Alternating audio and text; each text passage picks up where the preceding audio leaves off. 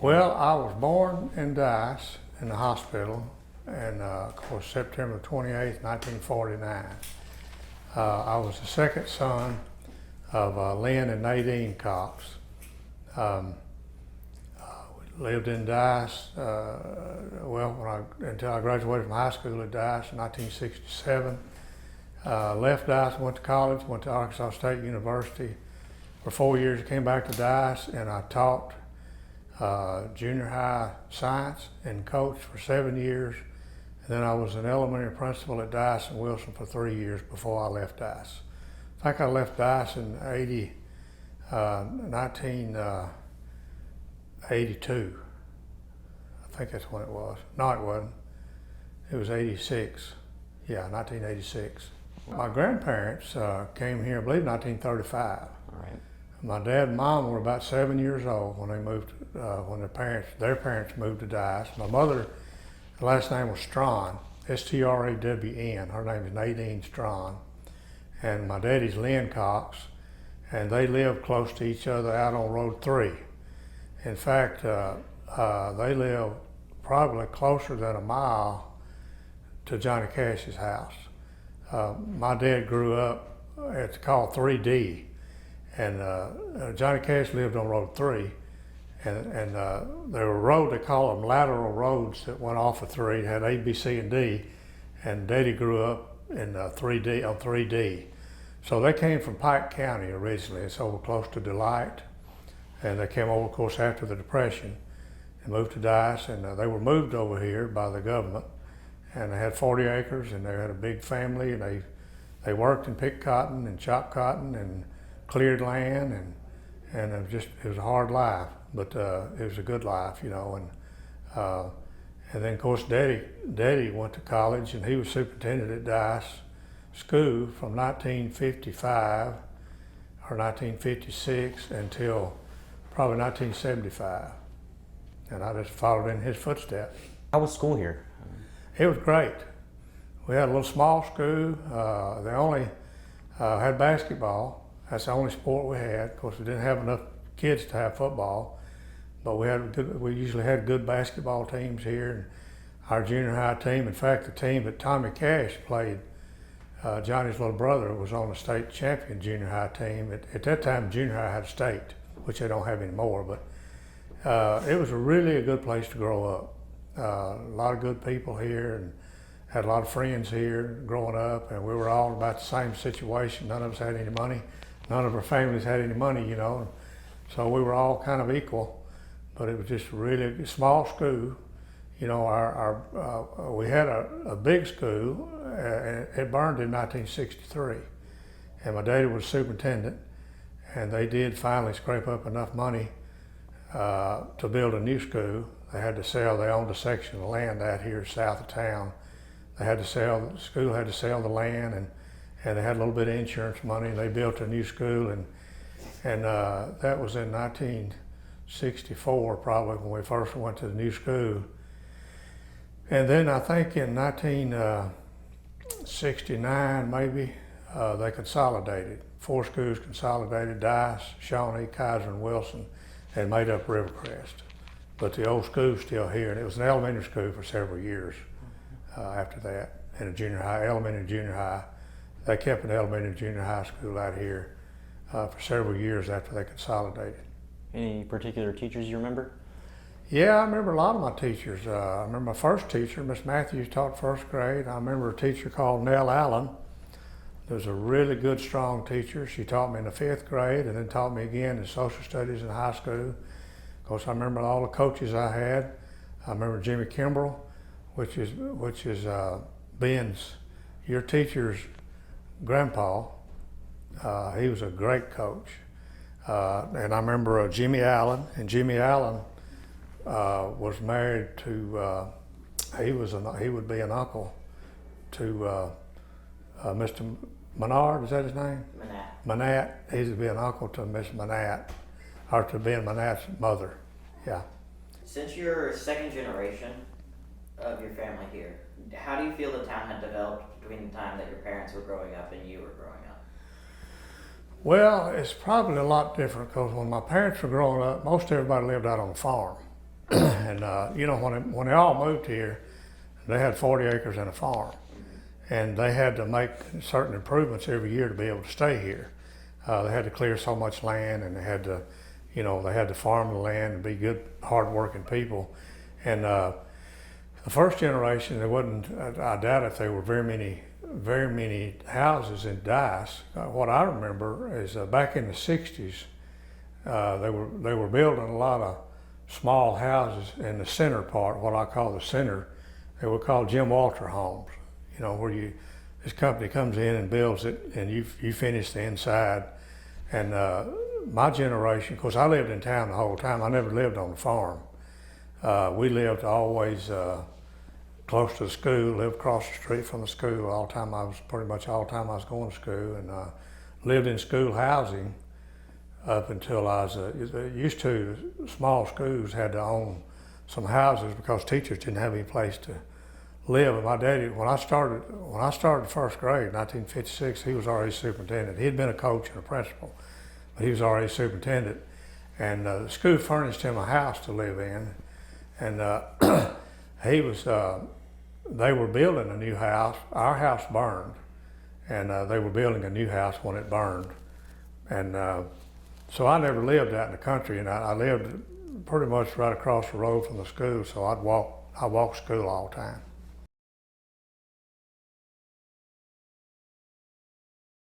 Do you feel for the general population here that the quality of life had improved in that amount of time? You mean, are you talking about when I was here?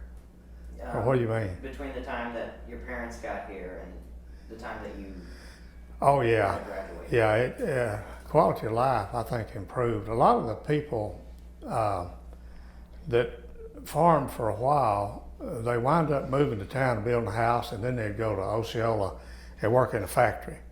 You know, sometime during the 1950s, American Greeting came to Osceola, put a lot of people to work, and they had a corduroy factory and they had a shoe factory. And you know, as years passed, farmers got more mechanized. It took less people to get to farm. You know, back then it was all a big family could do to farm 40 acres. But then over the years, you know, when they brought in larger equipment, farm equipment, cotton pickers. I remember before the cotton picker, we all went to the field and picked cotton. You know, that's the only way you had. And of course, I mentioned a while ago about our school burning in 1963. We actually, the guys that played ball, the girls too, we actually picked cotton and bought new uniforms because our uniforms burned up. We didn't have any basketball uniforms. In the school, really, with their insurance money, they didn't have enough money to do it. So we all got out in the field and picked cotton to buy our new basketball uniforms. How long did that take you? Well, you know, with you know, I don't know what a uniform cost. I'd say I don't remember how long we worked, maybe a couple of weeks or something. You know, Okay. but we were always. I didn't do a lot of picking and chopping cotton. I started working at a service station over here when I was about 12 years old. And I did that for all the time I was going to school and high school and everything. And so I didn't really have to go to the field too much. But when I was younger than that, I picked cotton some and we chopped cotton some, you know. How had the population differed? Had it gotten quite a bit larger? No, I think it's always been about the same, 300 or 400 people. You know, I think it may even be the same now, but I don't know a lot of people out here anymore. When I see in the paper where somebody passed away, I don't recognize who it is. You know, there really wasn't much. Dice was a great place to grow up, but and through the years, there's been less and less reason to stay here because you can't stay here and make a living. I came back here because we had a school, and I wanted to teach school, and I wanted to coach. But then, of course, now you don't even have a school out here, so unless you just want to live out in the country, you know, there's not as much of a reason to live isolated than what it used to be, you know. Social life-wise, what was it like growing up here? Oh, I tell you, like I said, we had basketball, and it was great. And if you wanted to go anywhere, you had to play basketball because we didn't get to go anywhere unless you was on a school bus going playing another team down the road. We had a little building we called a pop shop, and it was a gathering place, and you know, they had a jukebox, and they had they had all these booth seats, and they had pinball machines in there, and people danced all the time. You go put a quarter or a nickel in a jukebox and songs, and people would get up and dance, and of course she cooked hamburgers and things like that. And then we had a movie theater here. Yeah. I remember it cost 15 cents to get in, and they had a little Coke machine that sold small Cokes, and that you could buy one of those for a nickel, and popcorn was a nickel. So for a quarter you could go to the movie and eat popcorn and a Coke, you know. So we always seemed like we didn't run out of things to do. Of course, we did some things we wasn't supposed to do. Like we swim in the river. Our parents wouldn't have wanted us to do that. And they had a big barn up here. We call it the hay barn. And sometimes it'd be empty, and sometimes it'd have hay in it. And we would play chase and things in that old hay barn. But there's always something to do. You know, I had a lot of kids my own age, and we'd just be all over town. And you know, we knew we had to be home before dark, and everybody watching you, you know, all the adults. If an adult told you to, if they saw you doing something wrong, they'd tell you mom and daddy, and you'd get in trouble, you know. And so everybody watching everybody. It was a real innocent time where you really didn't have to worry about your kids. And you know, when I came back, I had 2 daughters. Well, I had 3 actually. One of them was about 5th grade when I left here, and I had one that I just graduated, and one about to graduate the next year, and then one going into 5th grade. And it was still pretty much like that with my daughter's generation, that 3rd generation. They had a lot of little friends up and down our street. We didn't worry about, you know, you just didn't have to worry about anybody catching them or picking them up or anything. I mean, you know, if a stranger come through town, everybody knew it was a stranger. Nobody recognized them, you know, so everybody kind of watched them. It was just a really good place to grow up. Can you name some of your friends that you had here? Well, I had a friend called Larry Ashley. He was in my grade with me. Bill Brown came a few years later. Of course, I had my brother. You know, my brother's 2 years older than I was. My uncle Larry Cox, he wasn't but 4 or 5 years older than me, I guess. I mean, she just, I guess that's who I ran with mostly. I met my wife. I was in the 6th grade, and she was in the 5th grade. She moved over here from Joyner, and we started going, we called it going steady back then, you know, we didn't date anybody else. And in the 5th and 6th grade, and then we, when I got out of high school, we got married and been married. We celebrated the 50th anniversary this summer, so spent a lot of time with her during the time I was growing up, you know. And with my ball friends, you know, the guys I played basketball with, you know, you were always with him practicing or at a game or something. So, and Bill Brown and I played basketball together from junior high on up to when we graduated from high school. And in fact, he even lived with us for a while. He just didn't have any place to live, and Daddy told him he could live with us, and we were the same age. And he stayed with us for a year or 2, I think, during that time. So we were real close, like brothers, you know. Do you have any memories of things that you did with your friends that you feel kind of resemble what this town is about? Like, just kind of like the innocence. We'd swim in the river. Yeah. And, you know, back then, I probably shouldn't tell this, but it's kind of funny, and I've told it a lot of times, but the city, they had a sewer system, and it all ran to the river. Oh, and it was just an open ditch, and you could stand and look at it, and it was going down into the river. We'd go down and jump over that sewer ditch and go downstream about 25 yards, and we'd go swimming. I never thought about that sewer running into it, you know. Oh, gross. But my brother got blood poisoning in there one time. I guess that's what it was. But, yeah, we'd swim in the river. Of course, our parents didn't want us to because they were afraid we'd drown, I guess. But the biggest thing, we'd have to find a good, clean place to get out. You know, the bank was muddy, and you couldn't get you know, we'd just strip off and jump in, and you had to be careful because you don't want to get mud on your feet and put your clothes back on because your mom would catch you that way. She'd know you'd been in the river.